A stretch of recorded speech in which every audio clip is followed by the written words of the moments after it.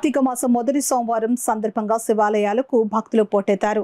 Kakinada rural Thorangi గ్రామంలో వేయించేసి ఉన్న శ్రీ తోరంగేశ్వర స్వామి దేవస్థానంలో ఓం నమ శివాయ అనే పంచాక్షరి మంత్రంతో శివాలయం మారుమ్రోగింది. ఈ సందర్భంగా శ్రీ తోరంగేశ్వర స్వామి వారి దేవస్థానం ఆలయ ఉత్సవ కమిటీ సభ్యులు అద్దంకి వీరబాబు, పాతర్లగడ్డ వెంకటరాయుడు మాట్లాడుతూ కార్తీక సోమవారం సందర్భంగా స్వామివారికి ప్రత్యేక అభిషేకాలు నిర్వహించడం జరిగిందని అన్నారు. కార్తీక మాసం 30 రోజులు నిత్య అన్నదానం ఏర్పాటు చేసినట్లు ఆయన తెలిపారు. కాకినాడ రూరల్ ఎమ్మెల్యే పంతం నానాజీ సూచనల ప్రకారం తుఫాను నేపథ్యంలో ఆలయంలో ప్రత్యేక ఏర్పాట్లు చేశామని అన్నారు. అలాగే కార్తీక పౌర్ణమి సందర్భంగా భారీ ఏర్పాట్లు చేస్తున్నట్లు వారు తెలిపారు. ఈ సందర్భంగా ఉత్సవ కమిటీ సభ్యులు వాసంశెట్టి త్రిమూర్తులు, మణికుమార్, అధిక సంఖ్యలో భక్తులు తదితరులు పాల్గొన్నారు. భక్తుల సౌకర్యాల కోసం మన రూరల్ ఎమ్మెల్యే నానాజీ గారు ప్రతిసారి కూడా చెప్తున్నట్టుగానే ఈవేళ మనం వాళ్ళకి ఏ రకంగా అన్నదానం చేయాలి, అదేవిధంగా క్యూ లైన్స్ పాటించడం కోసం సౌకర్యాల కోసం మనం నిరంతరం సమీక్షిస్తున్నారు. ఈ ఉత్సవ కమిటీ మనకి ప్రతిరోజు కూడా ఈ పొద్దున్న 3 గంటల నుంచి స్టార్ట్ అయిపోయింది.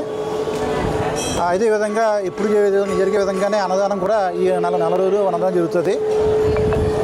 ఇప్పటికే భక్తులు చాలామంది వచ్చారు. అయితే ఈ తుఫాను వల్ల కొంచెం సందడి తగ్గింది. ఎప్పుడు చెప్పే విధంగా కాకుండా నానాజీ గారు, అదే డిప్యూటీ సీఎం గారు, మన కలెక్టర్ గారి కార్యాలయం నుంచి వచ్చిన ఆదేశానుసారం ఈ తుఫాను యొక్క ప్రభావం ఎక్కువగా ఉంది కాబట్టి భక్తులకి ఏ రకంగా అసౌకర్యం ఉండకుండా జాగ్రత్త చూసుకుంటున్నాము.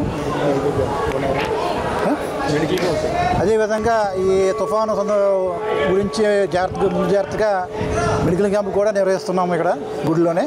Thank you very much. ఓం నమ శివాయ.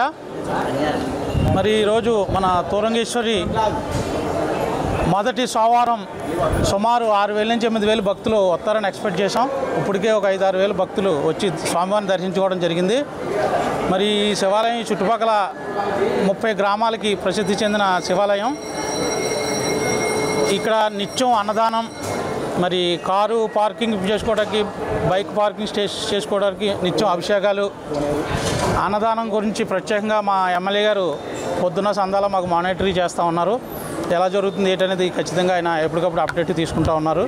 దీనికి మా ఉత్సవ కమిటీ సభ్యులు, ఎండోమెంట్ కమిటీ సభ్యులు, పెద్దలు అందరూ సహకరిస్తూ ఉన్నారు. ఓం నమ శివాయ.